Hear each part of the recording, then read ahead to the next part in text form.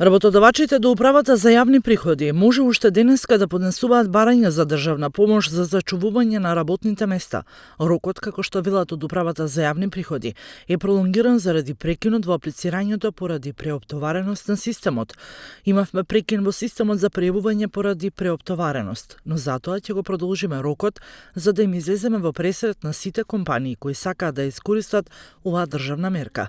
Ние секогаш сме на страна на граѓаните и на страната на компаниите и затоа ќе им овозможиме на сите оние кои ги исполнуваат условите да може да земат средства за покривање на платите.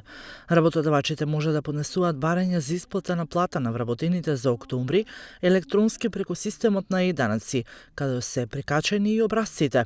Поддршката е дел од четвртиот пакет мерки и е скалеста и се движи од 14.500 до 11.776 денари по вработен, во зависност од степенот на намалениот приход на работодавачот.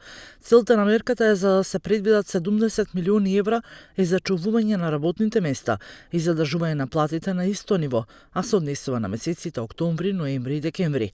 Компаниите кои ќе се пријават и ќе ги добијат парите за плати, а при тоа не ги искористуваат за таа намена, ќе одговорат кривично, најавуваат од управата. Месец за месец јавно ќе ги објавуваме имињата на компаниите кои ги злоупотребуваат парите. Заедно со трудовиот инспекторат ќе постапуваме, ќе контролираме и секој ако направил злоупотреба ќе одговара пред надлежните органи.